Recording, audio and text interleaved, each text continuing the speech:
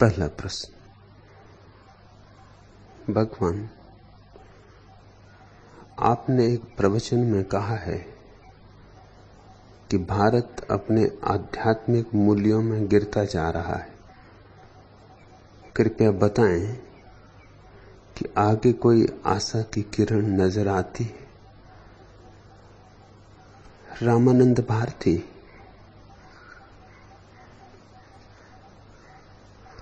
आध्यात्मिक मूल्य सदा ही वैयक्तिक घटना है, सामूहिक नहीं। नैतिकता सामूहिक है, अध्यात्म वैयक्तिक। कोई समाज नैतिक हो सकता है क्योंकि नीति बाहर से आरोपित की जा सकती है, लेकिन कोई समाज आध्यात्मिक नहीं होता। व्यक्ति आध्यात्मिक होता है। समाज की तो कोई आत्मा ही नहीं है, तो अध्यात्म कैसे होगा?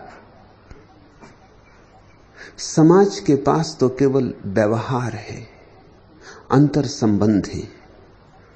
अंतर संबंध नैतिक हो सकते हैं, अनैतिक हो सकते हैं,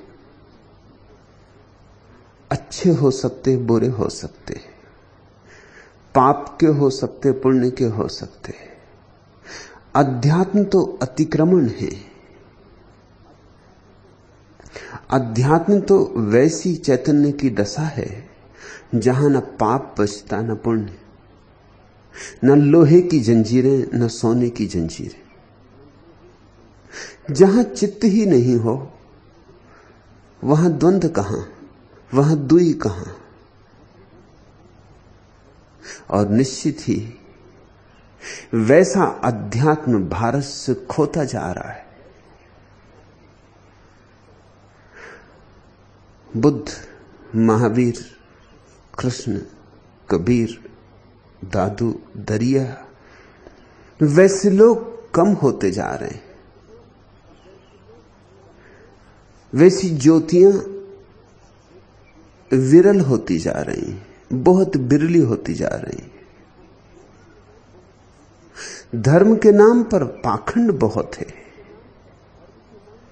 पांडित्य बहुत है, उसमें कोई कमी नहीं हुई, उसमें बढ़ती हुई है, लेकिन धर्म नहीं है। क्योंकि धर्म के लिए जो मौलिक आधार चाहिए वे खो गए। पहली तो बात, देश बहुत गरीब हो, समाज बहुत गरीब हो, तो सारा जीवन, सारी ऊर्जा रोटी रोजी में ही उलझी समाप्त हो जाती। गरीब आदमी कब वीणा बजाए, कब बांसुरी बजाए, दीनहीन रोटी न जुटा पाए, तो अध्यात्म की उड़ानें कैसे भरे? अध्यात्म तो परम विलास है, वह तो आखिरी भोग है, आत्यंतिक भोग। क्योंकि देश गरीब होता चला गया, उस ऊंचाई पर उड़ने की क्षमता लोगों की कम होती चली गई। मेरे हिसाब में जितनी समृद्धि हो उतने ही बुद्धों की संभावना बढ़ जाएगी। इसलिए मैं समृद्धि के विरोध में नहीं हूं, मैं समृद्धि के पक्ष में हूं। मैं चाहता हूं ये देश समृद्ध हो, ये सोने की चिड़िया फिर सोने की चिड़िया हो। ये दरिद्र नारायण की बकवास बंद होनी चाहिए। लक्ष्मी नारायण ही ठीक है, उनको दरिद्र नारायण से न बदलो।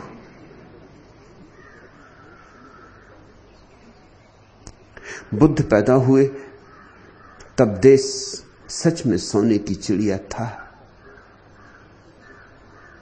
24 तीर्थंकर जैनों के सम्राटों के बेटे थे, और राम और कृष्ण भी और बुद्ध भी।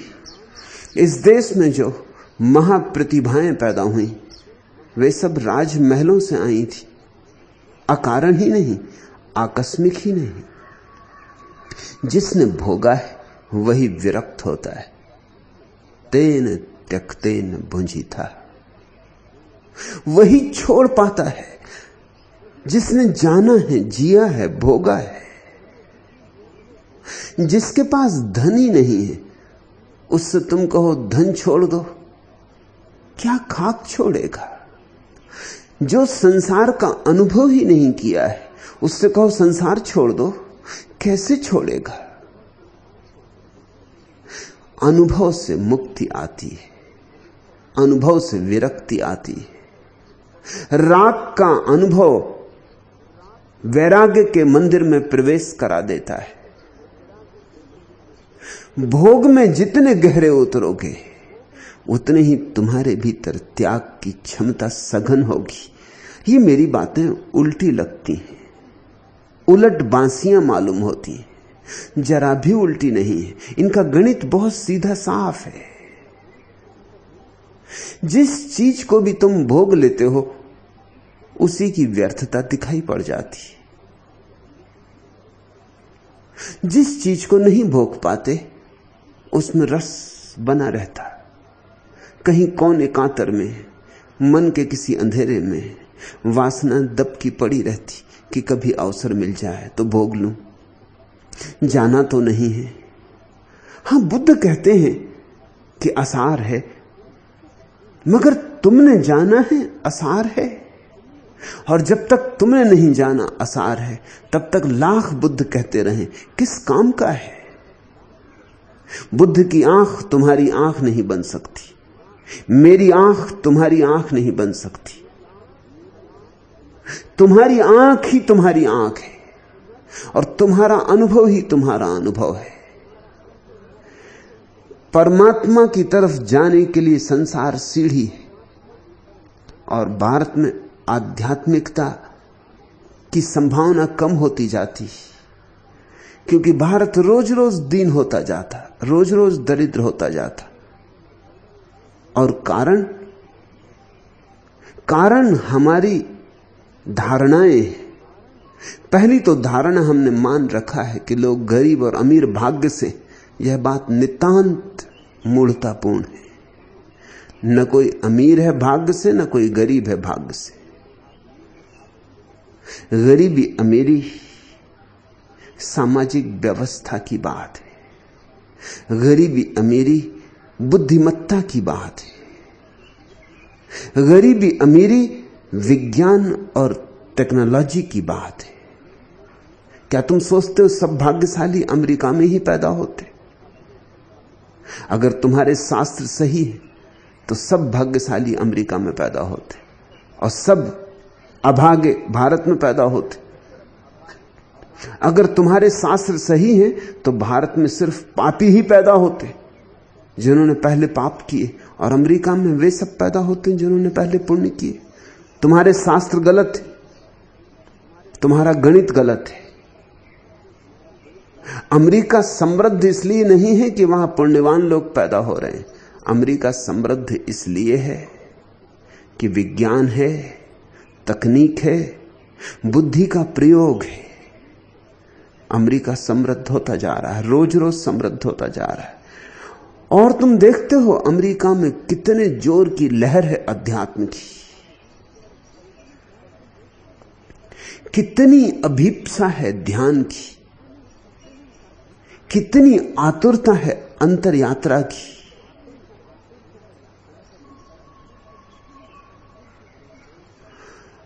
हजारों लोग पश्चिम से पूरब की तरफ यात्रा करते इसी आशा में कि शायद पूरब के पास कुंजियां मिल जाएं। उन्हें पता नहीं पूरब अपनी कुंजियां खो चुका है। पूरब बहुत दरिद्र है और इन दरिद्र हाथों में परमात्मा के मंदिर की कुंजियां बहुत मुश्किल है।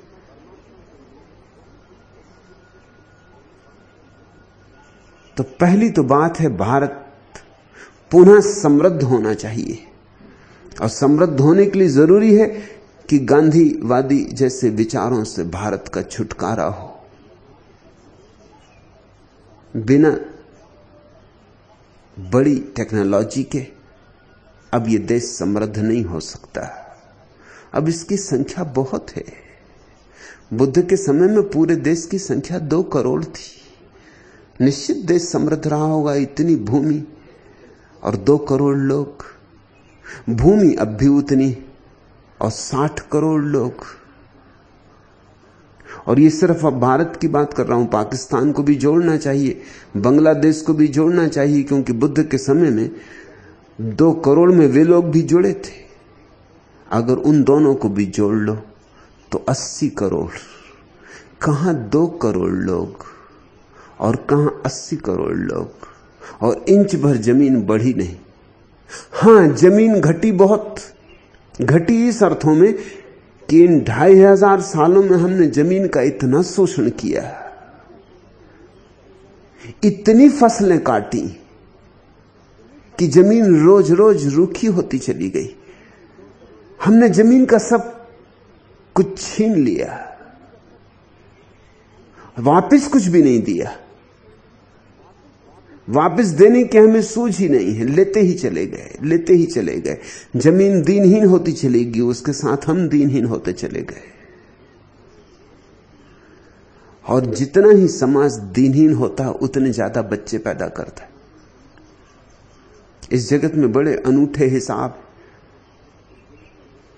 अमीर घर में बच्चे कम पैदा होते, गरीब घर में बच्चे ज्यादा पैदा होते हैं। क्यों? अमीरों को अक्सर बच्चे गोद लेना पड़ते।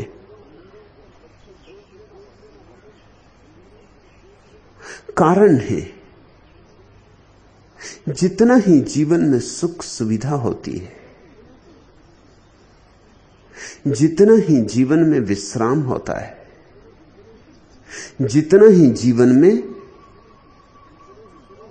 भोग के और अन्य अन्य साधन होते, उतनी ही काम वासना की पकड़ कम हो जाती। जिनके पास और भोग के कोई भी साधन नहीं है, उनके पास बस एक ही मनोरंजन है, काम वासना, और कोई मनोरंजन नहीं है।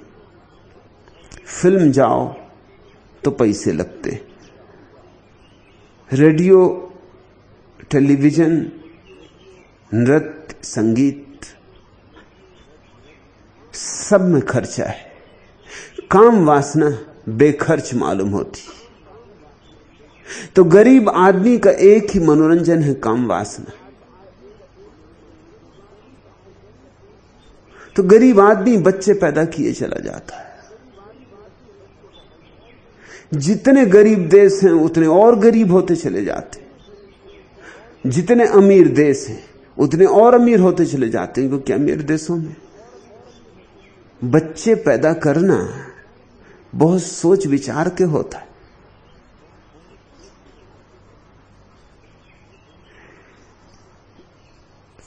कम बच्चे चाहिए, ज्यादा विज्ञान चाहिए, और तुम्हारे चित्त में भौतिकवाद के प्रति जो विरोध है उसका अंत चाहिए। क्योंकि अध्यात्म केवल भौतिक के ही आधार पर खड़ा हो सकता है। मंदिर बनाते हो, स्वर्ण के शिखर चढ़ाते हो, मगर नींव में तो अनगढ़ पत्थर ही भरने पड़ते। नींव में तो सोना नहीं भरना पड़ता। जरूर जीवन के मंदिर में शिखर तो अध्यात्म का होना चाहिए, लेकिन बुनियाद तो भौतिकता की होनी चाहिए। मेरे हिसाब में भौतिकवादी और अध्यात्मवादी में शत्रुता नहीं होनी चाहिए, मित्रता होनी चाहिए। हां, भौतिकवाद पर ही रुक मत जाना, अन्यथा ऐसा हुआ कि नींव तो भर ली और मंदिर कभी बनाया नहीं। भौतिकवाद पर रुक मत जाना, भौतिकवाद की बुनियाद बना लो, फिर उस पर अध्यात्म का मंदिर खड़ा करो। भौतिकवाद तो ऐसे है जैसे वीणा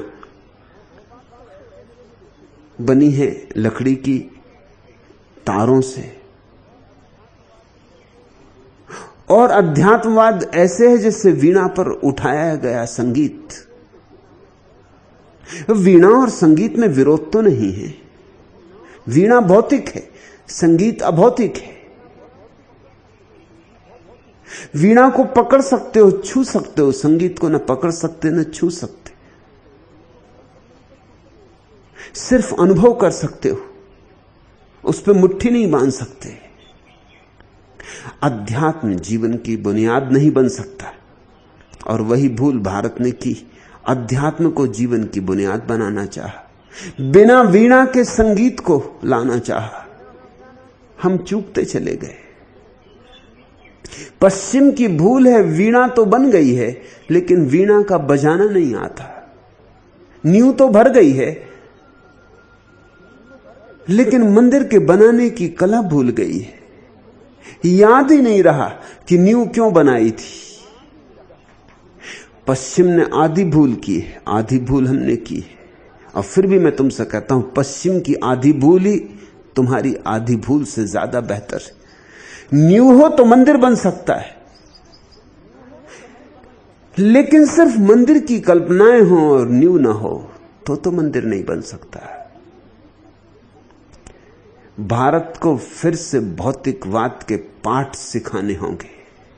और मैं तुमसे कहता हूं कि वेद और उपनिषद भौतिकवाद विरोधी नहीं। कहानियां तुम उठा के देखो। जनक ने एक बहुत बड़े शास्त्रार्थ का आयोजन किया है। 1000 गौओं, सुंदर गौओं को, उनके सींगों को सोने से मढ़ के, हीरे जवाहरात जड़ के महल के द्वार पर खड़ा किया है कि जो भी शास्त्रार्थ में विजेता होगा वह इन गौओं को ले जाएगा। ऋषि मुनि आए हैं, बड़े विद्वान पंडित आए हैं। विवाद चल रहा है, कौन जीतेगा पता नहीं। दोपहर हो गई, गौएं धूप में खड़ी हैं। तब याज्ञवल्क्य आया, उस समय का एक अद्भुत ऋषि, रहा होगा मेरे जैसा आदमी।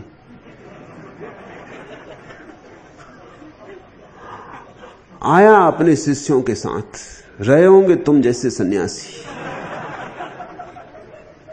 महल में प्रवेश करने के पहले अपने शिष्यों से कहा कि सुनो, गौओं को घेर के आश्रम ले जाओ। गौएं थक गई, पसीने पसीने हुई जा रही हैं। रहा विवाद, सो मैं जीत लूंगा।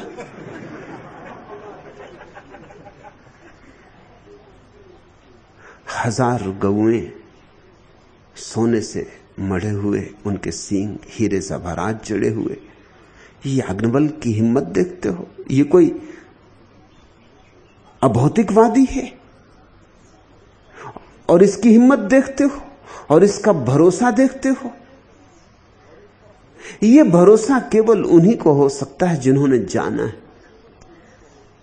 पंडित विवाद कर रहे थे, वो तो आंखें फाड़े मुंह फाड़े रह गए जब उन्होंने देखा कि गौएं तो याज्ञवल्क्य के शिष्य घेर के ले ही गए। उनकी तो बोलती बंद हो गई। किसी ने खुशफुसाया जनक को कि ये क्या बात है, अभी जीत तो हुई नहीं। लेकिन याज्ञवल्क्य ने कहा कि जीत होके रहेगी, मैं आ गया हूं, जीत होती रहेगी, लेकिन गौएं क्यों तड़फे। और याज्ञवल्क्य जीता। उसकी मौजूदगी जीत थी, उसके वक्तव्य में बल था, क्योंकि अनुभव था। अब जिसके आश्रम में 1000 गौएं हो, सोने के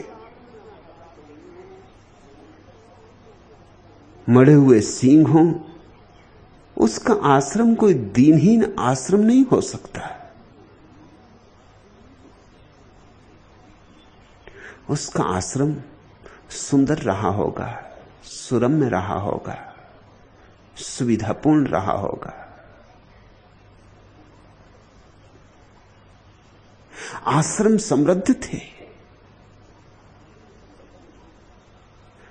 उपनिषद और वेदों में दरिद्रता की कोई प्रशंसा नहीं, कहीं भी कोई प्रशंसा नहीं।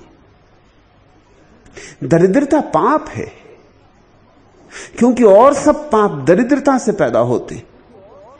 दरिद्र बेईमान हो जाएगा, दरिद्र चोर हो जाएगा, दरिद्र धोखेबाज हो जाएगा। स्वाभाविक है, होना ही पड़ेगा।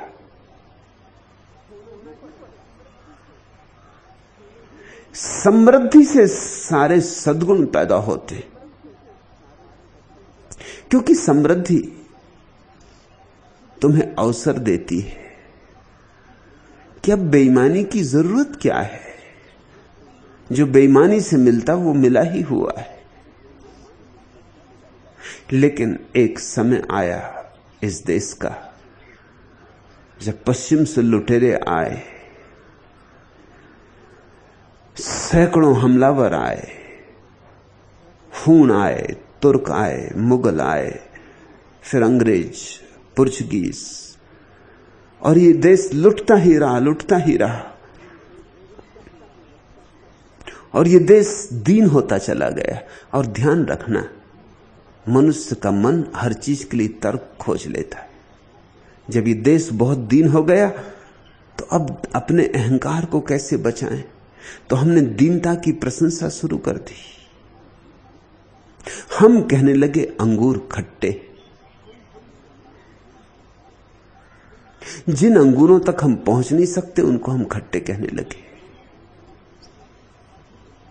और हम कहने लगे अंगूरों में हमें रस ही नहीं। जैसे हम दरिद्र हुए वैसे ही हम दरिद्रता का यशोगान करने लगे। ये अपने अहंकार को समझाना था, लीपापोती करनी थी। और अब भी ये लीपापोती चल रही है। इसे तोड़ना होगा। ये देश समृद्ध हो सकता है, इस देश की भूमि फिर सोना उगल सकती है, मगर तुम्हारी दृष्टि बदले तो, तुम्हारे भीतर वैज्ञानिक सूझबूझ पैदा हो तो। कोई कारण नहीं है दरिद्र रहने का। और एक बार तुम समृद्ध हो जाओ तो तुम्हारे भीतर भी आकाश को छूने की आकांक्षा बलवती होने लगेगी। फिर करोगे क्या? जब धन होता, पद होता, प्रतिष्ठा होती, सब होता, फिर तुम करोगे क्या? फिर प्रश्न, जीवन के आत्यंतिक प्रश्न उठने शुरू होते हैं। मैं कौन हूं? ये भरे पेट ही उठ सकते, भूखे भजन न हो इनको पाला।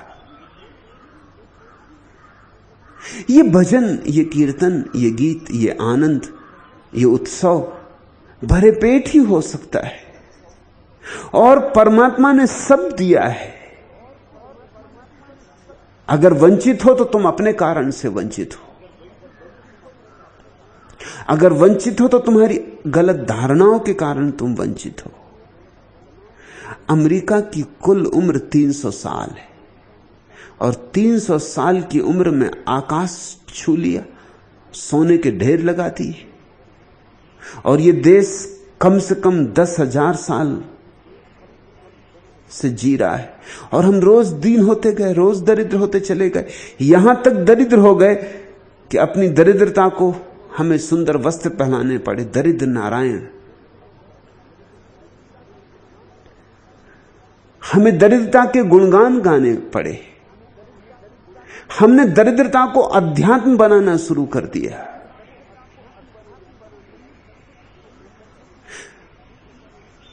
जर्मनी का एक विचारक काउंट कैसरलिंग जब भारत से वापस लौटा तो उसने भारत की यात्रा अपनी डायरी लिखी। उस डायरी में उसने जगह जगह एक बात लिखी जो बड़ी हैरानी की। उसने लिखा, भारत जाके मुझे पता चला कि दरिद्र होने में अध्यात्म है। भारत जाके मुझे पता चला कि बीमार, रुग्ण, दीनहीन होने में अध्यात्म है। भारत जाके मुझे पता चला कि उदास, मुर्दा होने में अध्यात्म। तुमसे मैं कहना चाहता हूं, ऐसा चलता रहा तो कोई आशा की किरण नहीं। रामानंद, आशा की एक किरण है, सिर्फ एक किरण, कि ये देश समृद्ध होने की अभिप्सा से भरे, फिर उस अभिप्सा से अपने आप अध्यात्म का जन्म होगा। हवा में इन दिनों जहीरा सरूर है, हवा में इन दिनों जहरीला सरूर है। हर एक सर उठाए है गोवर्धन परेशानियों के, हर एक अधमरा है अनश्चयों और बेहालियों से। हर एक से नाराज, पर टहलता है होकर बगलगीर। रिश्ता आदमी का आदमी से चकनाचूर है, हवा में इन दिनों जहरीला सरूर है। कोई बात है कि आदमी अब सहकर भी बच रहता है, आंसुओं में हंस सकता है, दुखों में भी नच सकता है।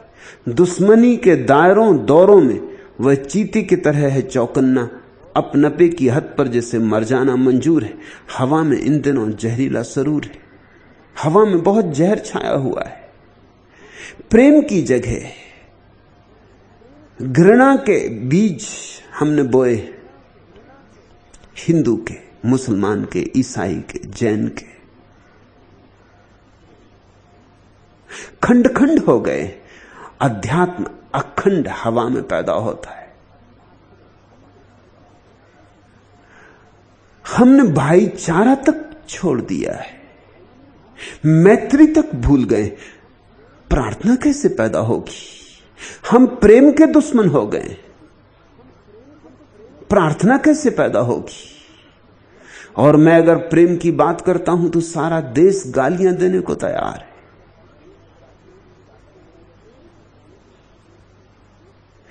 प्रेम न करोगे तो तुम कभी प्रार्थना भी ना कर सकोगे, क्योंकि यह प्रेम का ही इत्र है प्रार्थना। पत्नी को किया प्रेम, पति को किया प्रेम, मित्र को किया, बेटे को, मां को, भाई को, पिता को, बंधु बांधवों को, और सब जगह पाया कि प्रेम बड़ा है और प्रेम का पात्र छोटा पड़ जाता है। तुम उंडेलते हो, पात्र छोटा पड़ जाता है, पूरा तुम्हें झेल नहीं पाता। ऐसे अनेक अनेक अनुभव होंगे, तब एक दिन तुम उस परम पात्र को खोजोगे, परमात्मा को, जिसमें तुम अपने को उंडेल दो। तुम छोटे पड़ जाओ, पात्र छोटा ना पड़े, कि तुम पूरे के पूरे चुक जाओ। तुम सागर हो और छोटी छोटी गागरों में अपने को उंडेल रहे हो, तृप्ति नहीं मिलती। कैसे मिलेगी? सागर को उंडेलना हो तो आकाश चाहिए, मगर सागर आकाश तक आए इसके पहले बहुत गागरों का अनुभव अनिवार्य है। प्रेम करो, जीवन की निसर्गता से विरोध ना करो, जीवन का निषेध ना करो, जीवन का अंगीकार करो, अहोभाव से अंगीकार करो, क्योंकि उसी अंगीकार से फिर एक दिन तुम परमात्मा को भी अंगीकार कर सकोगे। परमात्मा यहीं छिपा है, इन्हीं वृक्षों में, इन्हीं लोगों में, इन्हीं पहाड़ों, इन्हीं पर्वतों में। तुम इस अस्तित्व को प्रेम करना सीखो। तुम्हारा तथाकथित धर्म तुम्हें अस्तित्व को घृणा करना सिखाता है। बाहर जो है निसर्ग, उसको भी घृणा करना सिखाता है, और तुम्हारे भीतर जो है निसर्ग, उसे भी घृणा करना सिखाता है। निसर्ग को प्रेम करो, क्योंकि निसर्ग परमात्मा का घूंघट है। निसर्ग को प्रेम करो तो घूंघट उठा सकोगे। आशा की किरण तो निश्चित है, आशा की किरण तो कभी नष्ट नहीं होती। रात कितनी ही अमावस की आ गई हो, सुबह तो होगी, सुबह तो होके रहेगी। अमावस की रात कितनी ही लंबी हो, और कितना ही ये देश गलत धारणाओं में डूब गया हो, लेकिन फिर भी कुछ लोग हैं जो सोच रहे, विचार रहे, ध्यान कर रहे। वही थोड़े से लोग तो धीरे धीरे मेरे पास इकट्ठे हुए जा रहे हैं। रोटी का मारा यह देश अभी कमल को सही पहचानता है। माना भूखा है, माना दीनहीन है, मगर कुछ आंखें अभी भी आकाश की तरफ उठती। कीचड़ बहुत है, मगर कमल की पहचान बिल्कुल खो गई हो ऐसा भी नहीं। लाख में किसी एकाध को अभी भी कमल पहचान में आ जाता है, प्रतिभिज्ञा हो जाती। नहीं तो तुम यहां कैसे होते? जितनी गालियां मुझे पड़ रही, जितना विरोध, जितनी अफवाहें, उन सब के बावजूद भी तुम यहां हो। जरूर तुम कमल को कुछ पहचानते हो। लाख दुनिया कुछ कहे, सब लोक लाज छोड़ के भी तुम मेरे साथ होने को तैयार हो। आशा की किरण है। रोटी का मारा यह देश अभी कमल को सही पहचानता है। तल के पंख तक फैली जल की गहराई से उपजे सौंदर्य को भूख के आगे झुके बिना धुर अपना मानता है। रूखी रोटी पर तह ताजा मक्खन लगाकर, कच्ची बुद्धि वाले कुछ लोगों के हाथ में थमाकर, कृष्ण कृष्ण कहते हुए जो उनका कमल छीन लेना चाहते हैं, उनकी नियत को भली भांति जानता है। भोले का भक्त है, फक्कड़ है, पक्का पियक्कड़ है, बांधकर अंगोछा यहीं गंगा के घाट पर दोनों जून छानता है। किंतु मौका पड़ने पर हर हर महादेव कहते हुए प्रलयंकर त्रिशूल भी तानता है। रोटी का मारा यह देश अभी कमल को ठीक ठीक पहचानता है। पहचान बिल्कुल मर नहीं गई है, खो गई है, बहुत खो गई है। कभी कभी कोई आदमी मिलता है, कोई आदमी जिससे बात करो जो समझे, मगर अभी आदमी मिल जाते हैं। भीड़ अंधी हो गई है, मगर सभी अंधे नहीं हो गए। लाख 2 लाख में एक आध आंख वाला भी है, कान वाला भी है, हृदय वाला भी। उसी से आशा है। अभी भी कुछ लोग तैयार हैं कि परमात्मा की मधुशाला कहीं हो तो द्वार पर दस्तक दें कि खोलो द्वार। अभी भी कुछ लोग तैयार हैं कि कहीं बुद्धत्व की संभावना हो तो हम उससे जुड़ जाएं, चाहे कोई भी कीमत चुकानी पड़े। अभी भी कुछ लोग तैयार हैं कि कहीं पियक्कड़ों की जमात बैठे तो हम भी पिए, हम भी डूबे, चाहे दांव कुछ भी लगाना पड़े, चाहे दांव जीवन ही क्यों ना लग जाए। इसलिए आशा की किरण है रामानंद, आशा की किरण नहीं खो गई है। निराश होने का कोई कारण नहीं है। सच तो यह है, जितनी रात अंधेरी हो जाती है उतनी ही सुबह करीब होती। रात बहुत अंधेरी हो रही, इसलिए समझो कि सुबह बहुत करीब होगी। लोग बहुत क्षुद्र बातों के अंधेरे में खो रहे हैं, इसलिए समझो कि अगर सत्य प्रकट हुआ, प्रकट किया गया, तो पहचानने वाले भी जुड़ जाएंगे, सत्य के दीवाने भी इकट्ठे हो जाएंगे। और सत्य संक्रामक होता है, एक को लग जाए, एक को छू जाए तो फैलता चला जाता है। एक जले दिए से अनंत अनंत दिए जल सकते हैं। आशा है, बहुत आशा है।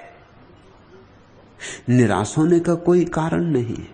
उसी आशा के भरोसे तो मैं काम में लगा हूं। जानता हूं कि भीड़ नहीं पहचान पाएगी, लेकिन यह भी जानता हूं उस भीड़ में कुछ अभिजात हृदय भी हैं। उस भीड़ में कुछ प्यासे हृदय भी हैं जो तड़फ रहे हैं और जिन्हें कहीं जल स्रोत दिखाई नहीं पड़ता। जहां जाते हैं पाखंड है, जहां जाते हैं व्यर्थ की बकवास है, जहां जाते हैं शास्त्रों का तोता रटंत व्यवहार है, पुनरुक्ति है। वैसे कुछ लोग हैं। थोड़े से वैसे ही लोग इकट्ठे होने लगे कि संघ निर्मित हो जाए। संघ निर्मित होना शुरू हो गया है। ये मसाल जलेगी, ये मसाल इस अंधेरे को तोड़ सकती। सब तुम पर निर्भर है।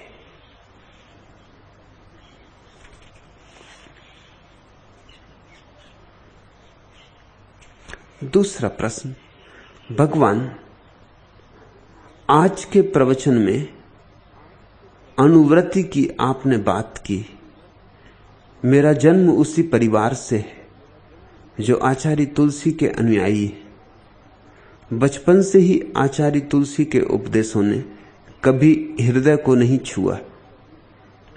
अभी उन्होंने अपना उत्तराधिकारी आचार्य मुनि नथमल को आचार्य महाप्राज्ञ नाम देकर बनाया है। वे ठीक आपकी ही स्टाइल से प्रवचन देते, मगर उन्होंने भी कभी हृदय को नहीं छुआ। और आपके प्रथम प्रवचन को सुनते ही आपके चरणों में समर्पित होने का भाव पूरा हो गया और समर्पण कर दिया। भगवान, यह किस जन्म की प्यास थी जो आपका इंतजार कर रही थी? बताने की कृपा करें। कृष्ण सत्यार्थी। आचार्य तुलसी को मैं भली भांति जानता हूं, 2-3 बार मिलना हुआ है। नितांत थोथापन है और कुछ भी नहीं। कैसे हृदय को छुएंगे तुम्हारे? हृदय हो तो हृदय को छुआ जा सकता है, बस बातचीत है, शास्त्रों की व्याख्या है, विश्लेषण, वह भी मौलिक नहीं, वह भी उदार, उच्छिष्ट।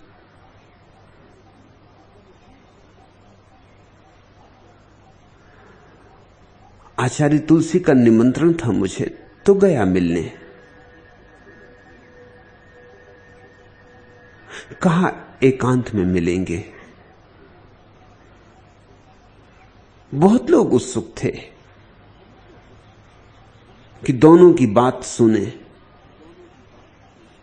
मगर उन्होंने कहा कि नहीं, बस सिर्फ एक मेरे शिष्य मुनि नथमल रहेंगे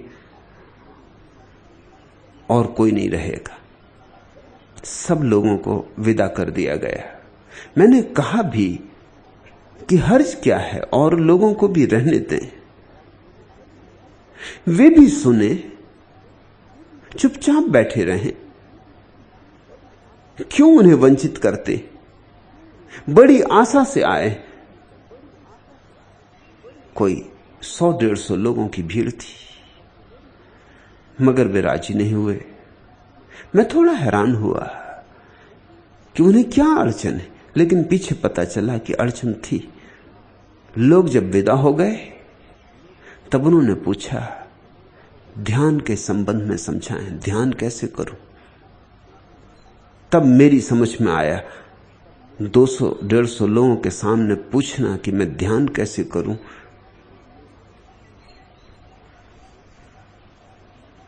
मुश्किल बात होती। उसका तो अर्थ होता कि अभी ध्यान हुआ ही नहीं। 700 जैन साधुओं के आचार्य हैं वे, और हजारों तेरापंथियों के गुरु हैं। अभी गुरु को, आचार्य को ध्यान नहीं हुआ, ये तो खबर आंख की तरफ फैल जाती। इसे एकांत में ही पूछना जरूरी था। मैंने कहा, ध्यान नहीं हुआ आपको, तो फिर आप अब तक करते क्या रहे? फिर लोगों को क्या समझा रहे? जब आपको ही ध्यान नहीं हुआ तो लोगों को क्या समझाएंगे? लोगों को क्या बांटेंगे? उन्होंने कहा, इसलिए तो आपको निमंत्रित किया कि समझ लूं कि ध्यान कैसे करना है। लेकिन वह बात भी झूठ थी, वह बात भी राजनीतिज्ञ की बात थी।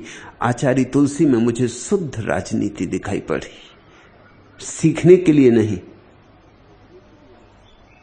उन्होंने मुझे बुलाया था, प्रयोजन कुछ और था, वो पीछे साफ हुआ। वो मुझसे प्रश्न पूछने लगे ध्यान के संबंध में, मैं ध्यान के संबंध में उन्हें समझाने लगा और मुनि नथमल नोट लेने लगे। मैंने बीच में कहा भी कि नोट लेने की कोई जरूरत नहीं, आपको भी अवसर मिला है, आप भी चुपचाप बैठ के समझ लें। मैं मौजूद हूं तब समझ लें, नोट लेने में ही समय खराब मत करें। नहीं, लेकिन आचार्य तुलसी ने कहा उन्हें नोट लेने दें ताकि हमारे पीछे काम आ सके। समझ की कमी हो तो ही नोट की जरूरत, नहीं तो नोट क्या लेना है। लेकिन प्रयोजन और ही था। तेरापंथियों का सम्मेलन था, कोई 20,000 लोग इकट्ठे थे। दोपहर मुझे तेरापंथियों के सम्मेलन में बोलना था। मुनि नथमल ने सारे नोट ले लिए जो घंटे 1.5 घंटे मेरी बात आचार्य तुलसी से हुई।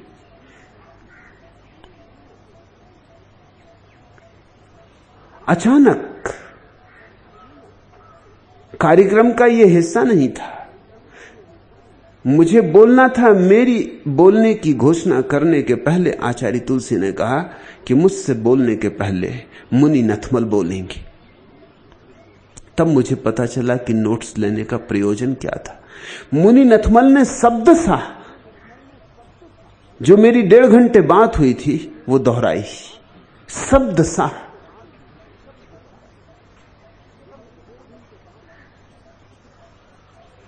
न उन्हें ध्यान का पता है, न उनके गुरु को ध्यान का पता है, और ध्यान क्या है यह समझाया।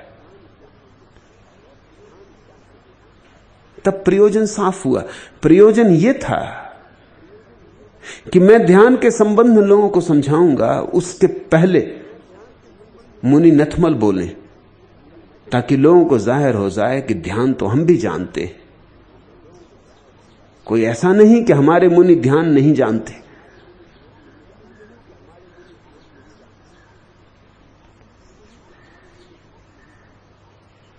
लेकिन मुझे तो आप जानते,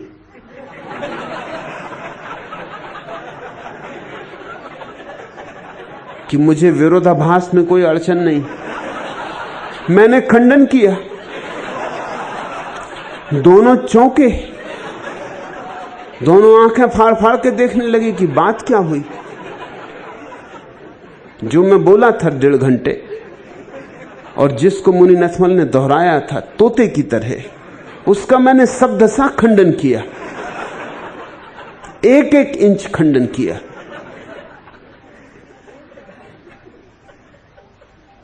रात जब आचार्य तुलसी से फिर मिलना हुआ, उन्होंने कहा कि आप हैरान करते, आपने ही तो ये बातें कही थी। मैंने कहा आप समझे, मैंने कहा था लोगों को रहने दो, अगर लोग रहते तो मैं खंडन न कर पाता। आप राजनीति खेले, मैं कोई राजनीतिज्ञ नहीं हूं, लेकिन राजनीतिज्ञों के खेल पहचान सकता हूं।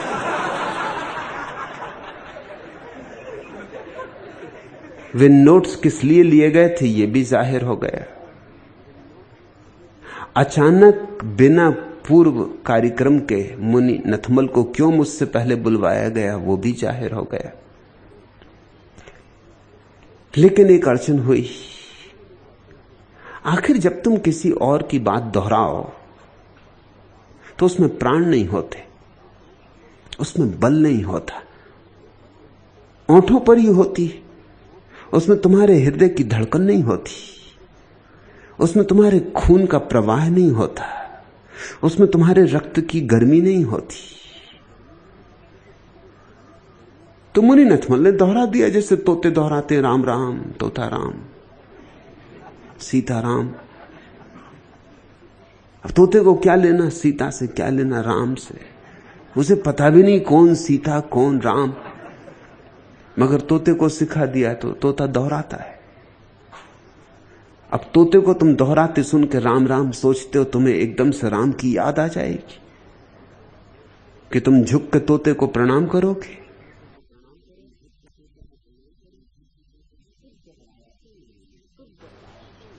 तो दोहराया तो उन्होंने, और सोचा था इस आशा में कि जिस तरह लोग मेरी बात से आंदोलित होते हैं, प्रभावित होते हैं, झंकृत होते हैं, ऐसे ही झंकृत हो जाएंगे।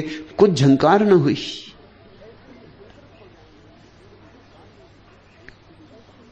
तो उसके लिए भी बहाना खोजा कि झंकार न होने का कारण यह है कि इतने लोग और मुनि नथमल बिना माइक के बोले। तब तक आचार्य तुलसी और उनके मुनि माइक से नहीं बोलते थे, क्योंकि जैन शास्त्रों में माइक से बोलना चाहिए इसका कोई उल्लेख नहीं।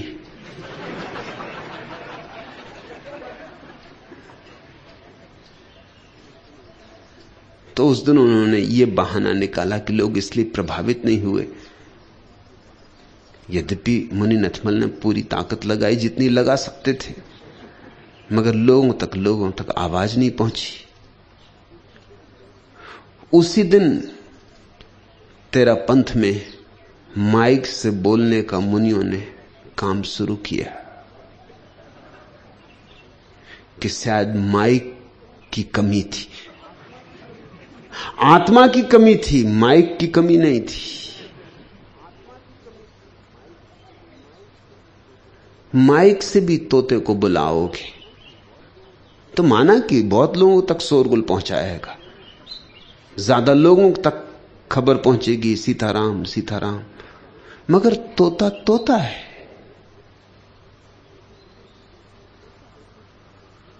तोते पर भरोसा नहीं किया जा सकता, और तोते की आंखों में दिए नहीं जलते। तोता बोलता तो है, मगर ऐसा नहीं लगता कि तोता समझता है। आचार्य तुलसी ने, तुम कह रहे हो कि अब उन्हीं मुनि नथमल को अपना उत्तराधिकारी बना लिया है। तोते तोतों को खोज लेते, ये बिल्कुल स्वाभाविक है।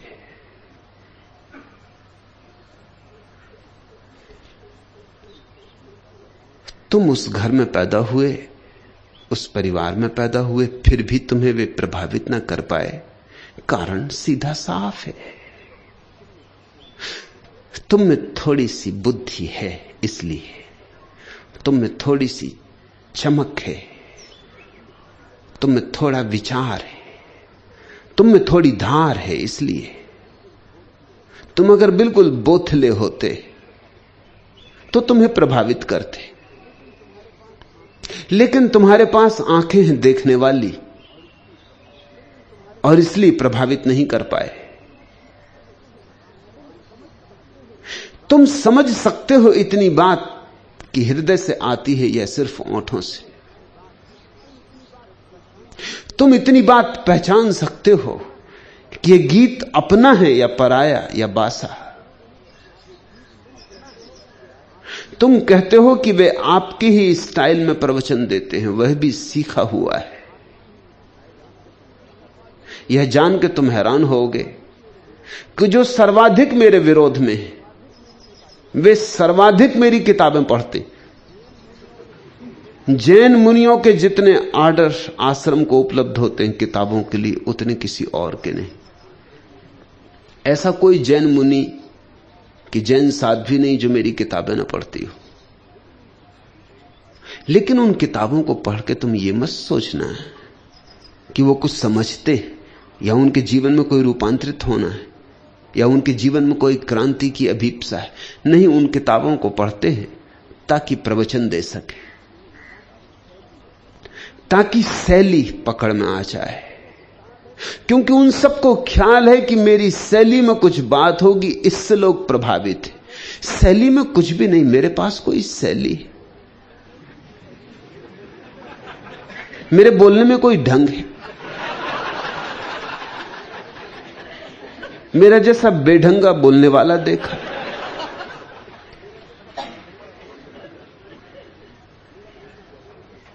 मेरा बोलना वैसे ही जैसे मैं कुछ दिन पहले तुम्हें उल्लेख किया था कि एक कवि ने एक जाट को देखा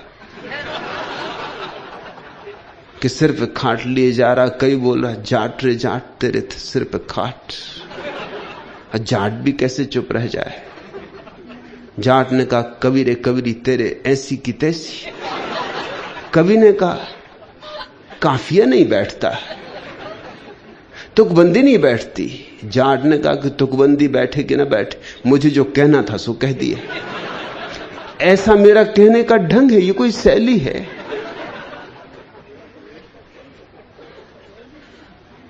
शैली के कारण नहीं तुम मुझसे जुड़ गए हो, जुड़ने के कारण आंतरिक है, वाह नहीं। मेरे पास न तो शास्त्रीय शब्द हैं, न शास्त्रीय सिद्धांत हैं, न मैं संस्कृत जानता, न प्राकृत, न पाली, न अरबी, न लैटिन, न ग्रीक।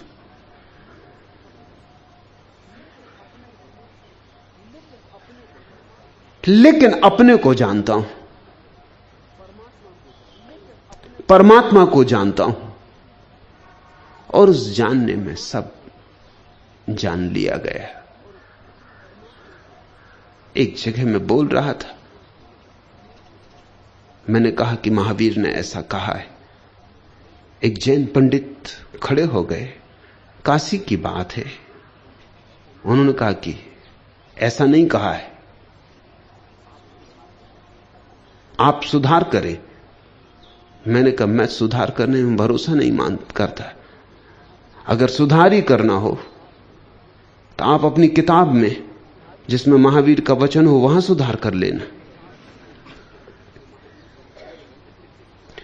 वो तो एकदम भौंचक के खड़े रह गए। उन्होंने कहा आप क्या कहते हैं, महावीर की वाणी में सुधार कर लेना। मैंने कहा कि मैं अपने को जान के बोल रहा हूं। अगर महावीर ने नहीं कहा है तो कहना चाहिए था, जोड़ दो। मैं गवाही हूं कि कहना ही चाहिए था।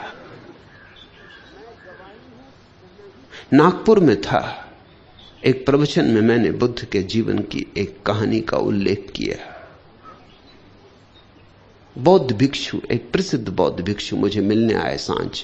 उन्होंने कहा कहानी तो प्यारी थी, मगर मैं सब शास्त्र पढ़ गया, कहीं नहीं।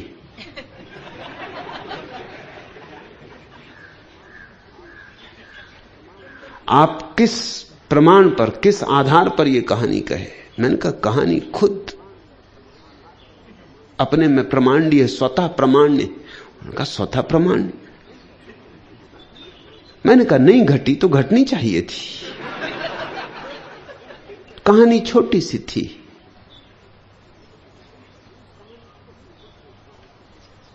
कि बुद्ध एक गांव से गुजर रहे हैं। अभी बुद्धत्व उपलब्ध नहीं हुआ, उसके पहले की बात, बस 2-4 दिन पहले की बात है। करीब ही करीब है सुबह, शायद भोर के पहले पहले पक्षी जाग भी गए, आखिरी तारे डूबने भी लगे, प्राची लाल हो उठी, बस सूरज निकला ऐसे बस 2-4 दिन बचे और बुद्ध एक गांव से गुजर रहे हैं। आनंद साथ है। आनंद ने कोई प्रश्न पूछा, उसका उत्तर दे रहे हैं। तभी एक मक्खी उनके सिर पे आ बैठी, तो उस मक्खी को हाथ से उड़ा दिया। 2 कदम चले, फिर ठहर गए, फिर से हाथ माथे की तरफ ले गए। अब वहां कोई मक्खी नहीं, वो तो कब की उड़ गई। फिर से मक्खी उड़ाई जो है ही नहीं। आनंद ने पूछा आप क्या कर रहे हैं? पहली बार तो मक्खी थी, इस बार में कोई मक्खी नहीं देखता, आप किसको उड़ा रहे हैं? बुद्ध ने कहा पहली बार मैंने यंत्रवत उड़ा दी, वह भूल हो गई, मूर्छित उड़ा दी। तुमसे बात करता रहा और मक्खी उड़ा दी, ध्यानपूर्वक नहीं। हाथ की चोट भी लग सकती थी मक्खी को, मक्खी मर भी सकती थी। ये तो जागरूक चित्त का व्यवहार नहीं है, चूक हो गई। अब इस तरह उड़ा रहा हूं जिस तरह पहले उड़ानी चाहिए थी। अब ध्यानपूर्वक उड़ा रहा हूं, हालांकि मक्खी नहीं, लेकिन अभ्यास तो हो जाए, फिर कभी मक्खी बैठे तो ऐसी भूल ना हो। तो अब मक्खी नहीं है, लेकिन उड़ा रहा हूं ध्यानपूर्वक। मेरा पूरा हाथ ध्यान से भरा हुआ है। अब यंत्रवत नहीं उड़ा रहा हूं। बौद्ध भिक्षु ने कहा, कहानी तो बड़ी प्यारी लगी, मगर लिखी कहां है? उनका लिखी हो या ना लिखी हो, लिखा लिखी की बात ही कहां है? लिख लो।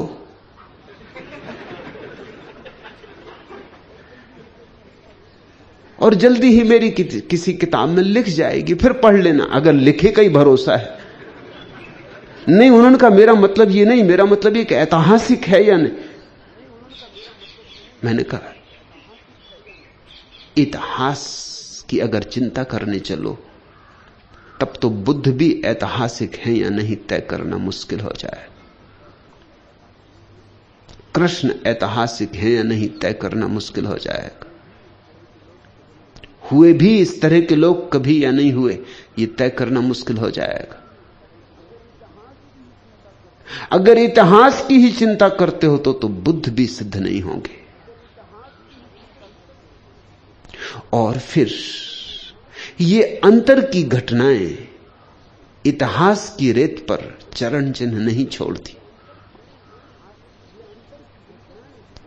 ये अंतर की घटनाएं तो जैसा दरिया कहते हैं, आकाश में जैसे पक्षी उड़े और पैरों के चिन्ह न छूटे, कि पानी में मीन चले और पीछे कोई निशान न छूटे। इतिहास तो क्षुद्र की गणना करता है। इतिहास का कोई बड़ा मूल्य नहीं है। इतिहास तो व्यर्थ का हिसाब किताब रखता है। मैं तो जो कह रहा हूं वह इतिहास नहीं है, पुराण है। और पुराण समाप्त नहीं होता। पुराण एक प्रक्रिया है। बुद्ध आते रहेंगे और बुद्धों के जीवन में जोड़ते रहेंगे नई कथाएं, नए बोध, नए प्रसंग, नए आयाम। हर बुद्ध अपने अतीत बुद्धों के जीवन में नए रंग डाल जाता है, नए जीवन डाल जाता है। फिर पुनः पुनः पुनरुज्जीवित कर जाता है। तुम्हारे पास अगर हृदय है तो कोई उपाय ही नहीं है, तुम मेरे हृदय के साथ धड़कोगे। और वही हुआ कृष्ण सत्यार्थी। धर्म का कोई संबंध जन्म से नहीं है। काश धर्म इतना आसान होता कि जन्म से ही धर्म मिल जाता, तो सभी दुनिया में लोग धार्मिक होते, कोई ईसाई, कोई हिंदू, कोई मुसलमान। लेकिन जन्म से धर्म का कोई संबंध नहीं। जन्म से धर्म का संबंध जोड़ना वैसा ही मूढ़तापूर्ण है जैसे कोई किसी कांग्रेसी के घर में पैदा हो और कहे कि मैं कांग्रेसी हूं क्योंकि मैं कांग्रेसी घर में पैदा हूं, तो तुम भी हंसोगे कि पागल हो गए हो। कम्युनिस्ट के घर में पैदा हुए तो कम्युनिस्ट हो गए। पैदा होने से विचार का कोई संबंध नहीं, धर्म का भी कोई संबंध नहीं। धर्म तो और गहरी बात है, निर्विचार की बात है। विचार तक का संबंध नहीं जोड़ता जन्म से, तो निर्विचार का तो कैसे जुड़ेगा। लेकिन तुम सौभाग्यशाली हो कि तुम लीक पर ना चले, अन्यथा लोग लीक पर चलते हैं। लीक में सुविधा है। जहां सभी भीड़ चल रही, जिस भीड़ में तुम पैदा हुए हो, अगर तेरा पंथियों की भीड़ है तो चले तुम भी तेरा पंथियों की भीड़ में, मुसलमानों की तो मुसलमानों की, हिंदुओं की तो हिंदुओं की, चले भीड़ में।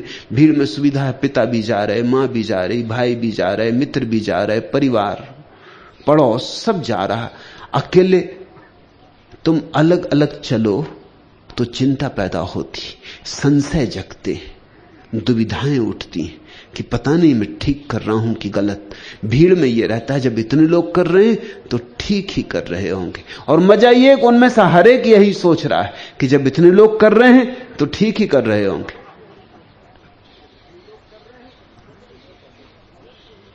भीड़ में एक तरह की सुरक्षा है, लेकिन भीड़ तुम्हें भेड़ बना देती, और जो भेड़ बन गया वह क्या परमात्मा को पाएगा, क्या सत्य को पाएगा। उसे पाने के लिए तो सिंह होना पड़ता है, सिंह नाद करना होता है। उसके लिए तो चलना पड़ता है अपना ही रास्ता बनाकर। हां, कभी कभी जब तुम्हें किसी सिंह की दहाड़ सुनाई पड़ जाएगी तो तुम्हारे भीतर सोया हुआ सिंह जग जाएगा। तोतों की बातें सुन के ज्यादा से ज्यादा तुम तोते हो सकते हो, बस और कुछ नहीं हो सकता। सिंह की दहाड़ सुन के शायद तुम्हारी छाती में सोई जन्मों जन्मों से जो प्रतिभा है अंकुरित हो उठे। तुमने उस बूढ़े सिंह की कहानी तो सुनी ना, जिसने एक दिन देखा कि एक जवान सिंह भेड़ों के बीच घसर पसर भागा जा रहा है। वो बड़ा हैरान हुआ, ऐसा चमत्कार कभी देखा ना था। और भेड़ें उससे परेशान भी नहीं है, उसी के साथ भाग रही। इस बूढ़े सिंह को देख के भाग रही हैं और जवान सिंह उन्हीं के बीच में भागा जा रहा। बूढ़े से रहा ना गया, दौड़ा, बामुश्किल पकड़ पाया, पकड़ा सिंह को। जवान सिंह रियाए, मिमियाए, क्योंकि संयोग से वो भेड़ों के बीच ही बड़ा हुआ था। उसकी मां एक छलांग लगा रही थी एक टीले से दूसरे टीले पर, और बीच में ही बच्चे का जन्म हो गया। मां तो छलांग लगा के चली गई, बच्चा गिर पड़ा नीचे भेड़ों के एक झुंड में, उसी में बड़ा हुआ, घास पात चरा, उन्हीं की भाषा सीखी, रिरियाना मिमियाना सीखा, डरना घबराना सीखा। उसे याद भी आए तो कैसे आए कि मैं सिंह हूं। चेता है तो कौन चेता है। सारी भेड़ें भागती थीं सिंह को देख के, तो वो भी भागता था अपने वालों के साथ। लेकिन इस बूढ़े सिंह ने उसे पकड़ा, वो गिड़गिड़े आए, पसीना पसीना, जवान सिंह पसीना पसीना। बूढ़ा कह कि तू शांत तो हो, मगर वो क्या, मुझे छोड़ो, मुझे जाने दो, मेरे लोग जा रहे हैं, वो सब तेरा पंथी चले।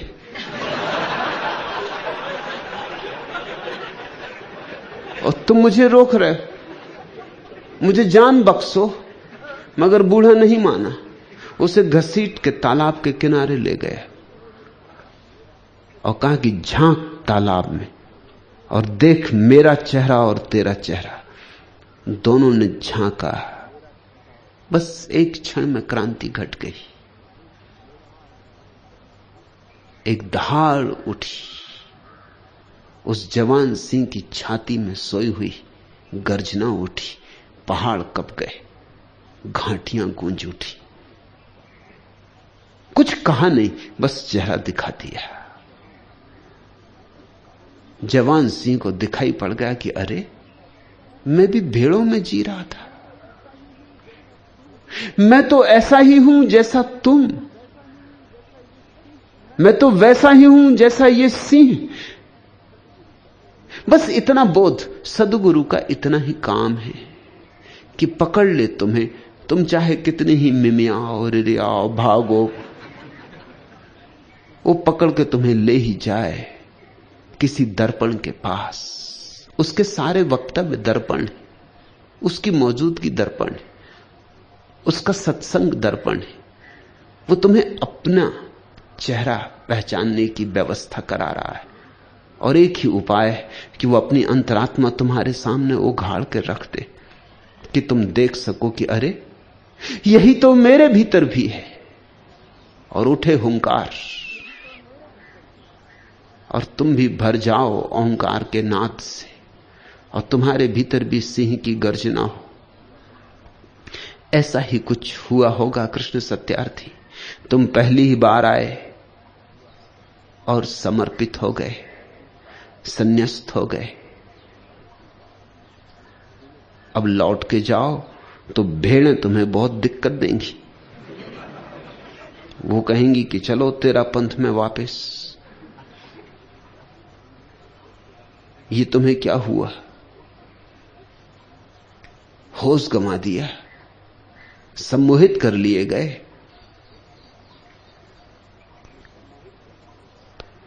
अपने परिवार का धर्म, अपना धर्म गंवाया। कुछ तो लोकलाज का सोचा होता, कुछ तो परिवार की प्रतिष्ठा की चिंता की होती। अगर संन्यासी होना था तो आचार्य तुलसी से होते या मुनि नथमल से होते। तुम कहां इस उपद्रवी आदमी के हाथों में पड़ गए? ये तुम्हें भटकाएगा, ये तुम्हें खतरों में ले जाएगा। घर जाओगे तो भेड़ें थोड़ी दिक्कत देंगी, तुम घबराना मत। जब भी भेड़ें थोड़ी दिक्कत दें, 13 पंथी इकट्ठे हो, एकदम सिंहनाद करना।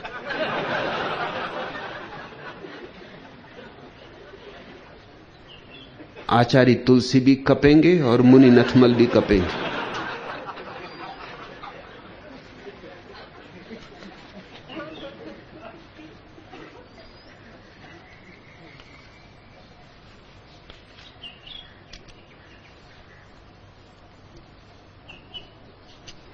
तीसरा प्रश्न, मैं दुख से इतना परिचित हूं कि सुख का मुझे भरोसा ही नहीं आता है। एक दुख गया कि दूसरा आया, बस ऐसा ही सिलसिला चलता रहता है। क्या कभी मैं सुख के दर्शन पा सकूंगा? मार्ग दिखावे कि सुख पाने के लिए क्या करूं। मैं सब कुछ करने को तैयार हूं। रामविलास, दुख अकेला नहीं आता, कोई दुख अकेला नहीं आता, क्योंकि कोई दुख अकेला नहीं जी सकता। दुख की श्रृंखला होती, जैसे जंजीरों की श्रृंखला होती, कड़ियों में कड़ियां पोई होती। ऐसे दुख के पीछे दुख आते, एक दुख दूसरे दुख को लाता है। और ऐसे ही सुख की भी श्रृंखला होती है, एक सुख दूसरे सुख को लाता है। तुम्हारे हाथ में है कि तुम कौन सी श्रृंखला को शुरू करो। अगर तुम अपने भीतर सुख जन्माओ तो बाहर भी तुम्हारे जीवन में सुख ही सुख फैल जाएगा। जीसस का बड़ा प्रसिद्ध वचन और बड़ा अनूठा, जिनके पास है उन्हें और दिया जाएगा, और जिनके पास नहीं है उनसे वह भी छीन लिया जाएगा जो उनके पास है। तर्कयुक्त नहीं मालूम होता, न्याययुक्त नहीं मालूम होता। होना तो दूसरी बात चाहिए। कहना था जीसस को जिनके पास नहीं है उन्हें दिया जाएगा, और जिनके पास है उनसे छीन लिया जाएगा। यह कहते तो बात न्याययुक्त मालूम होती, मगर यह क्या बात कही कि जिनके पास है उन्हें और दिया जाएगा। ठीक कहा, लेकिन जीवन का वही परम नियम है। तुम्हारे पास जो हो वही तुम्हारे प्रति आकर्षित होने लगता है। अगर सुख है तो चारों तरफ से सुख की धाराएं तुम्हारे तरफ बहने लगेंगी। अगर दुख है तो दुख की धाराएं बहने लगेंगी। और अगर तुम बाहर के दुखों को काटने में लग गए और ये याद ही ना किया कि भीतर दुख का चुंबक तुमने बना रखा है, तो तुम काटते रहो बाहर दुख, इससे कुछ अंतर ना पड़ेगा। दुख आते रहेंगे और तुम्हें और सताते रहेंगे। तुम्हारे चारों तरफ नरक निर्मित हो जाएगा।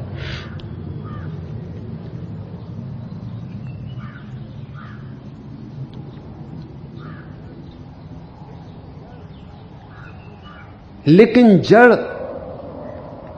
अगर समझ में आ जाए कि भीतर है,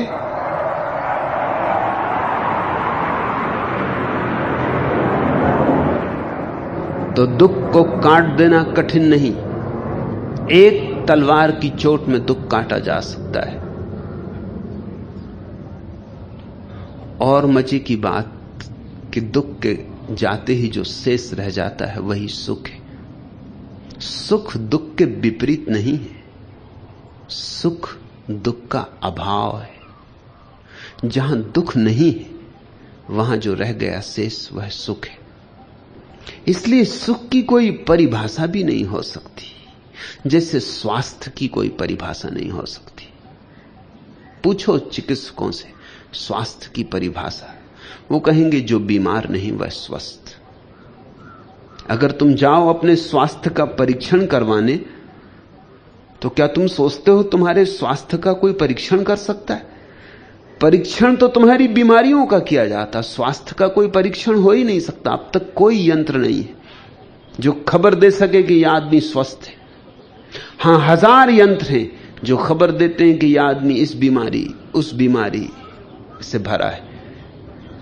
जब सभी बीमारी बताने वाले यंत्र कह देते हैं कि कोई बीमारी नहीं, तो चिकित्सक कह देता तुम स्वस्थ हो।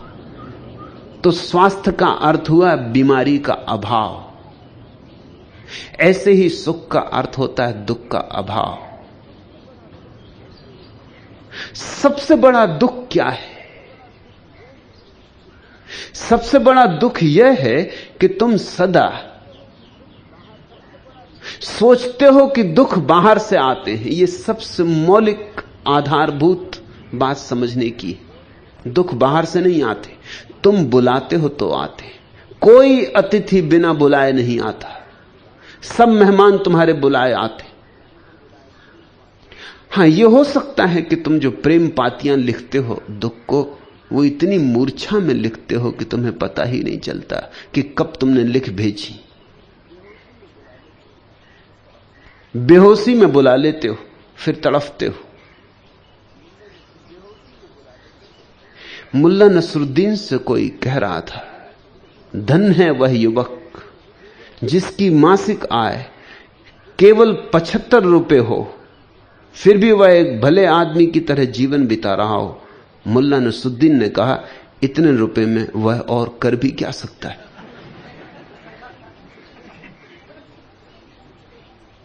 दुख के खरीदने के लिए भी सुविधा चाहिए, दुख के खरीदने के लिए भी अवसर चाहिए, समय चाहिए, अनुकूलता चाहिए। दुख भी मुफ्त नहीं मिलता, बड़ा श्रम करना पड़ता। सच तो यह है, सुख मुफ्त मिलता है और दुख मुफ्त नहीं मिलता, क्योंकि सुख तुम्हारा स्वभाव है, मिला ही हुआ है। सिर्फ दुख से आच्छादित न होने दो। और दुख प्रभाव है, मिला हुआ नहीं है, बाहर से पकड़ना पड़ता है। तुम भी पकड़ने को सुख हो दुख, क्योंकि दुख में बड़े न्यस्त स्वार्थ हैं। कई खूबी की बातें हैं दुख में, नहीं तो हर कोई पकड़े क्यों? बड़ी खूबी तो यह है कि दुखी आदमी पे सब दया करते, सब सहानुभूति करते, दुखी आदमी की सब सेवा करते, दुखी आदमी की कोई निंदा नहीं करता, कोई ईर्ष्या नहीं करता दुखी आदमी से। जिससे जितना बने दुखी की सेवा ही करते हैं सब। ये दुख की खूबियां हैं। तुम अगर रो तो लोग तुम्हारे आंसू पहुंचते, तुम अगर हंसो तो लोग एकदम ईर्ष्या से भर जाते। तुम्हारे मकान में आग लग जाए तो सारा मोहल्ला संवेदना प्रकट करने आता है। जरा गौर से देखना, उनके संवेदना के भीतर बड़ा रस है। भीतर भीतर वो कह रहे हैं कि धन्यवाद भगवान का कि इसी का जला अपना न जला, और जल नहीं था, पाप का भंडाफोड़ होता ही है। भीतर वो ये कह रहे हैं, ऊपर ये कह रहे हैं बड़ा बुरा हुआ, बड़ा बुरा हुआ। बड़ी सहानुभूति दिखा रहे हैं कि फिर बन जाएगा। अरे मकान ही है, हाथ का मैल है पैसा, तो फिर कमा लोगे। अब दुखी ना हो, जो हुआ सो ठीक हुआ। चलो कोई रहा होगा पिछले जन्म का पाप कट गया, झंझट मिटी, मकान तो फिर बन जाएगा। बड़ी ऊंची ज्ञान की बातें करेंगे वो, सहानुभूति दिखाएंगे। लेकिन तुम अगर एक बड़ा मकान बना लो तो पड़ोस में से कोई नहीं आएगा तुम्हें धन्यवाद देने कि हम खुश हैं, हम प्रसन्न हैं कि तुमने बड़ा मकान बना लिया। लोग रास्ते पे मिल जाओगे तो कन्नी काट जाएंगे, बच के निकल जाएंगे। मैं कलकत्ते में एक घर में मेहमान होता था। कलकत्ते का सबसे सुंदर मकान है वह।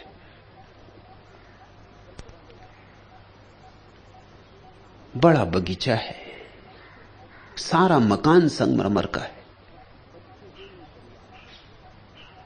बच्चे हैं नहीं परिवार को, और धन बहुत है। वे सदा जब भी मैं उनके घर रुकता था तो अपना मकान दिखलाते, बार बार कई दफे दिखला चुके थे। बगीचे में ले जाते, ये दिखलाते वो दिखलाते। एक बार मैं गया, उन्होंने मकान की बात ही ना उठाई, तो मैं थोड़ा चिंतित हुआ। वो तो मकान ही मकान से भरे रहते थे। मैंने कहा हुआ क्या तुम्हें, एकदम तुम बुद्धत्व को उपलब्ध हो गए या क्या हुआ? मकान का क्या हुआ? कुछ बात ही नहीं करते इस बार मकान की। मैं तो इतने दूर से आता हूं यही बात सुनने। उन्होंने कहा बात ही नहीं करनी मकान की, अभी साल 2 साल बात ही नहीं कर सकता। बात क्या है? आखिर बात के पीछे कुछ बात होगी। उन्होंने कहा बात यह है, देखते नहीं पड़ोस में उनसे बड़ा मकान उठ के खड़ा हो गया है। और उनका दिल बैठ गया, उनकी छाती टूट गई। मैंने उनसे कहा तुम्हारा मकान तो जैसा है वैसा ही है, तुम क्यों परेशान हो रहे हो? उन्होंने कहा वैसे ही नहीं है, ये बड़ा मकान देखते हो। तब मुझे याद आई अकबर की कहानी। उसने एक दिन अपने दरबार में एक लकीर खींची थी और कहा था दरबारियों को इसे बिना छुए छोटा कर दो। कोई ना कर सका था। फिर उठा बीरबल, उसने एक बड़ी लकीर उस लकीर के नीचे खींच दी। उसे छुआ नहीं और वह छोटी हो गई। मैं उनकी पीड़ा समझा। मैंने उनसे कहा जाके कम से कम पड़ोस के आदमी को धन्यवाद तो दे आओ। उन्होंने कहा धन्यवाद? कल आपका निमंत्रण है उसके घर, मुझे भी निमंत्रण दिया है। मैं भी जानता हूं क्यों दिया, दिखलाने के लिए। मैं आने वाला नहीं, आपको अकेले जाना पड़ेगा। वो नहीं गए। इस संसार में दुखी आदमी के लिए सहानुभूति करने वाले लोग मिल जाते, सुखी आदमी से सिर्फ ईर्ष्या करने वाले लोग मिलते। तो दुख में एक न्यस्त स्वार्थ हो जाता है। तुम सहानुभूति में रस लेते हो, इसलिए तो लोग अपने दुख की गाथाएं कहते हैं, एक दूसरे से दुख की कहानियां सुनाते, न सुनना चाहें उनको भी सुनाते।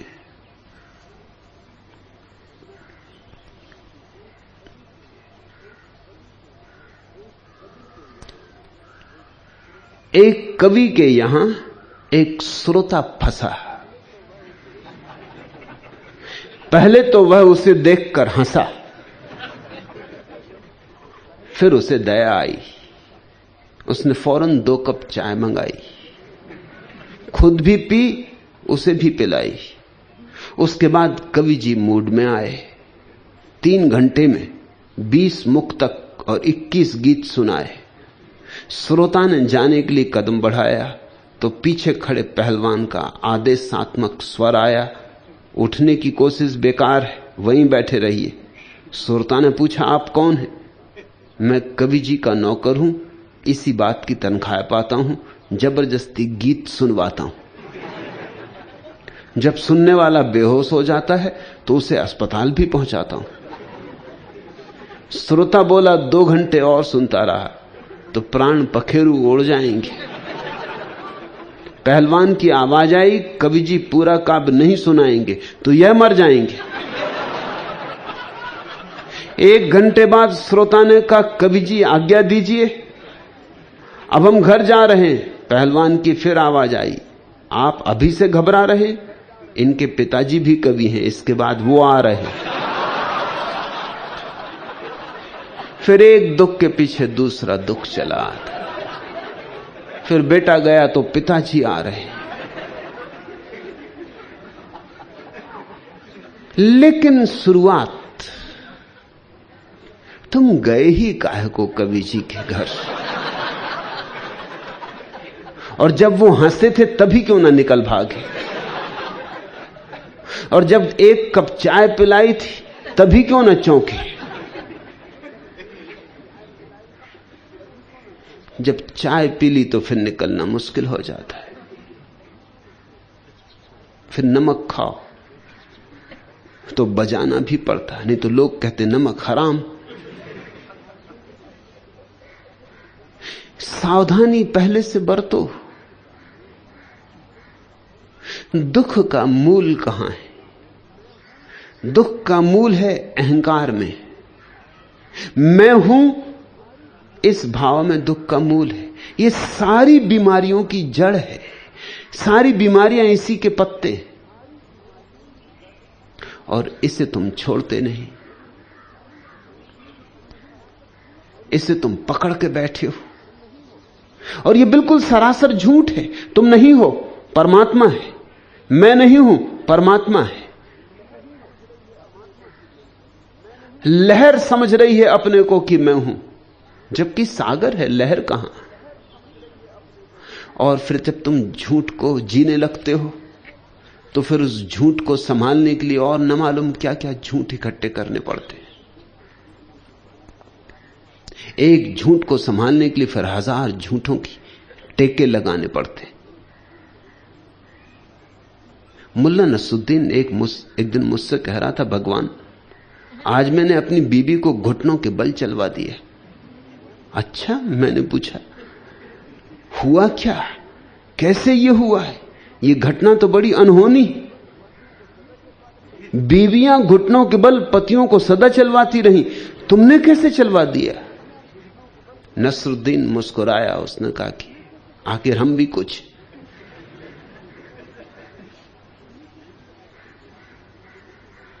मैंने पूछा कि जब घुटनों के बल बीबी चली तो बोली क्या? तो कहा बोली, खाट के नीचे से निकलो तो देखती हूं तुम्हें।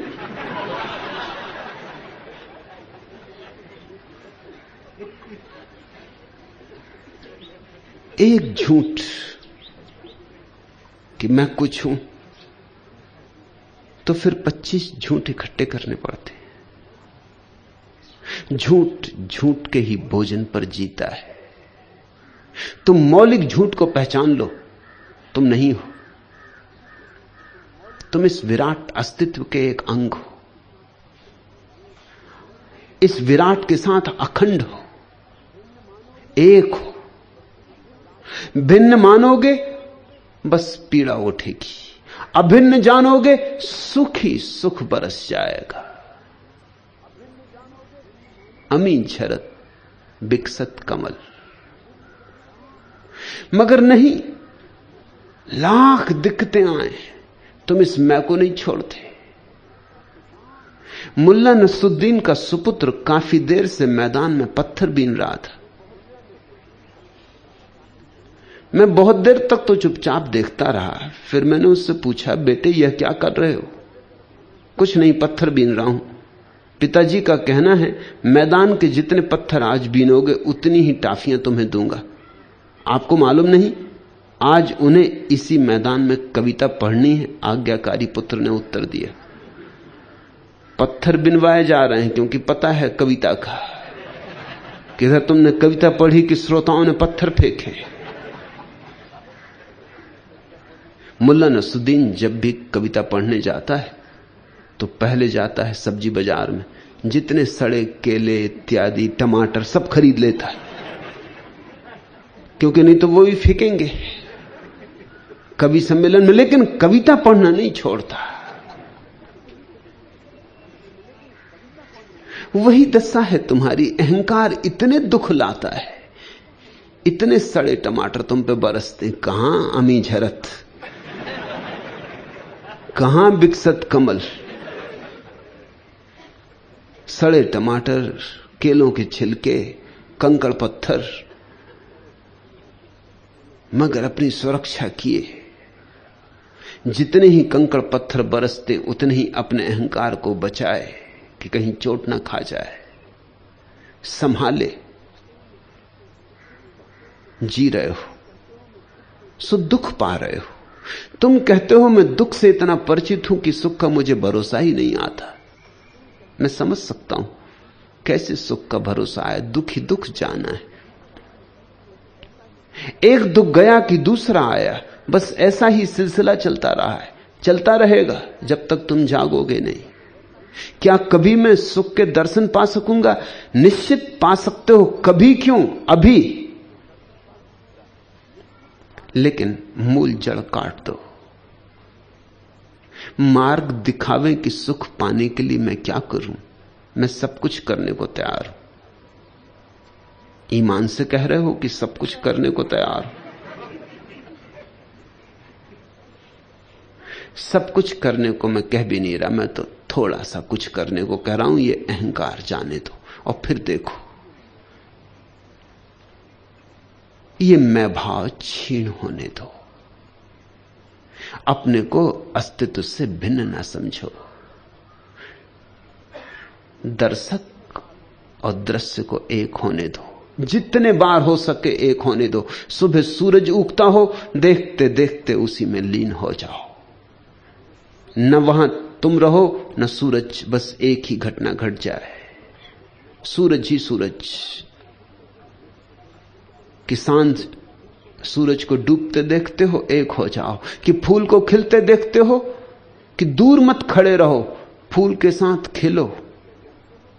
कि वृक्ष से गिरते पत्तों को देखते हो, कि दूर मत रहो, पत्तों के साथ गिरो। जितने अवसर मिले 24 घंटे में, कोई अवसर मत चूको जबकि तुम अपने को डुबा सको, मिटा सको, मिला सको। पिघलो जैसे धूप में बर्फ पिघल जाए, ऐसे तुम इस सानिध्य में पिघलो। उसी पिघलने से एक दिन तरल हो जाओगे, और तरल हो गए कि चल पड़े सागर की तरफ, कि चल पड़े सुख की तरफ। सुख तुम्हारा स्वभाव सिद्ध अधिकार है।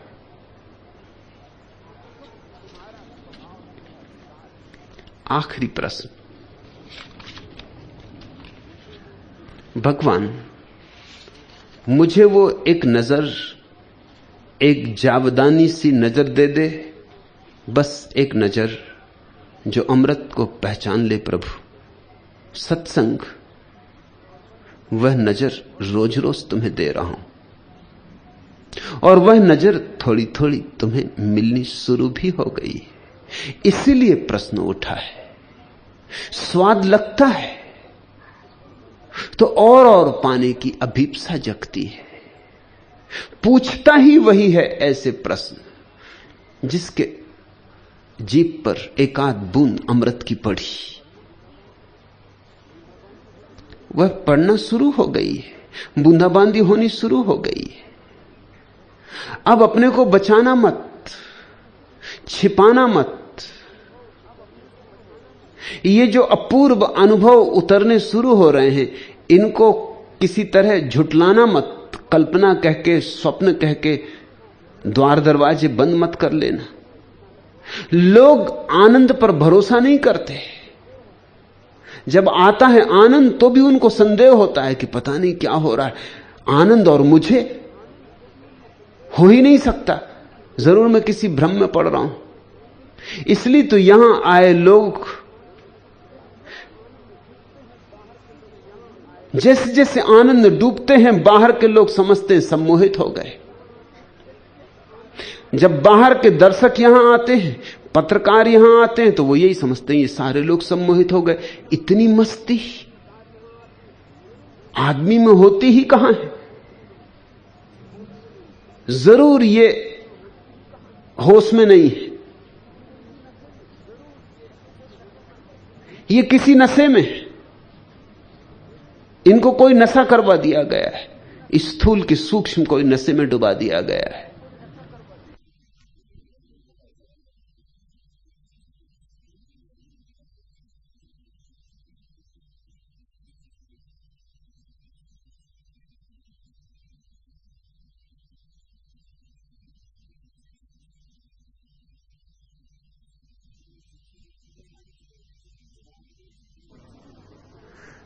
1000 लोग तुम्हें संदेह उठाएंगे तुम्हारे आनंद पर।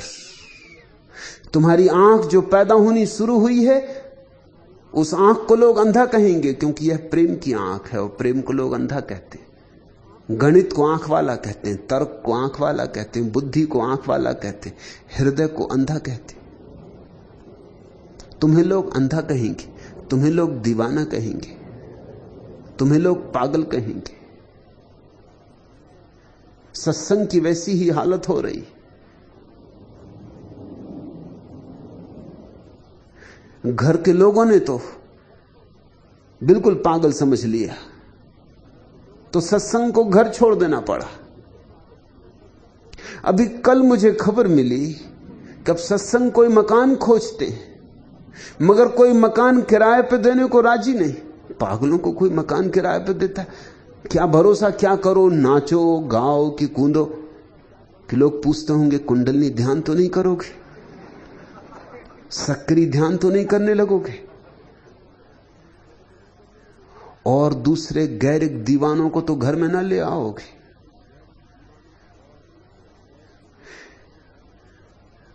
बाहर लोग इतने दुख में जी रहे हैं कि तुम्हारे जीवन में जब सुख की झलक आएगी, पहली बार फागुन आएगा, पहली बार फाग जन्मेगी, गुलाल उड़ेगी, तो लोग भरोसा नहीं करेंगे। और चूंकि तुम भी सदा लोगों पर भरोसा करते रहो, तुम्हें भी बड़ी चिंता पैदा होगी, इतने लोग गलत तो नहीं हो सकते, कहीं मैं ही तो गलत नहीं हूं।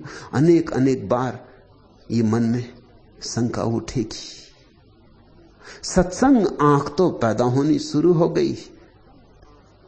मुझे तो दिखाई पड़ रही कि आंख थोड़ी थोड़ी खुलने लगी। हां, थोड़ा रंध्र ही अभी खुला है, मगर उतना ही क्या कम है। उतना खुला है तो और खुलेगा। जिनके पास है उन्हें और दिया जाएगा। आया फागुन अकुलाया मन, हवा करे अब वंशी वादन। झूम रहे हैं पेड़ों के तन, पतझड़ जीवन। आओ साजन तोड़ो आकर कसते बंधन। याद तुम्हारी भरती सिहरन, बड़ी हटीली मन की दुल्हन। युग से तड़पे बनकर विरहन, मिलो झूमकर कहता फागुन। आओ आओ आया फागुन। फागुन आ गया, नाचो, पद घुंघरू बांध नाचो। मौसम ने लगाकर मस्ती का दांव, जगा दिया नैनों में सुधियों का गांव। छम छम पैजनियां हैं पग पग बहार की, द्वारे दस्तक हुई फागुनी बयार की। पत्ते भी झूम झूम दे रहे ताल, सजाया फूलों ने महकता गुलाल। मन में घुमड़ रही बातें सौ सौ प्यार की, द्वारे दस्तक हुई फागुनी बयार की। बंसी पर थिरक उठे फिर बिखरे बोल, जल में पंछियों से कर रहे किलोल। चंचल अधरों पर बातें आर पार की, द्वारे दस्तक हुई फागुनी बयार की। द्वार पर दस्तक दी है फागुन ने, खोलो द्वार। थोड़ा तुमने खोला है, जरा सा तुमने खोला है, उतने से रोशनी आनी शुरू हुई है। पूरे द्वार खोल दो, सब द्वार खोल दो, सब खिड़कियां खोल दो। ये 4 दिन का जीवन है, इसे उत्सव से जीना है, इसे महोत्सव बनाना है। दुनिया पागल कहे तो कहने दो, क्योंकि ये परमात्मा के रास्ते पर पागल हो जाने से बड़ी और कोई बुद्धिमानी नहीं है और कोई बड़ी प्रज्ञा नहीं है। साथ हुए तुम, लगे क्षण बहके बहके, पोर पोर चंदन से महके। तन को सहराए है धूप की कनी, मांग का सिंदूर जब हर छुअन बनी। पारस स्पर्श देह कंचन बन दहके, बार बार पर तौले तितली सा मन। दहरी में उगाए केसर के वन, मन का हर फूल हंसा जाने क्या कह के। घट रही है अनघट घटना, छिटक मत जाना, भटक मत जाना। दिशा मिल गई, अब नाक की सीध चले चलो। आंख मिल रही है, मिलती रहेगी, और ये आंख ऐसी है कि खुलती है, खुलती जाती है, इसका कोई अंत नहीं है। एक दिन ये सारा आकाश तुम्हारी आंख बन जाता है। एक दिन परमात्मा की आंखें तुम्हारी आंखें होती। ये बड़ी लंबी यात्रा है, मगर पहला कदम उठ गया है। तुम धन्यभागी हो, और बहुतों का भी उठ गया है, वे सब धन्यभागी। मेरे पास बड़ भागियों का मेला जुट रहा है। आज इतना है।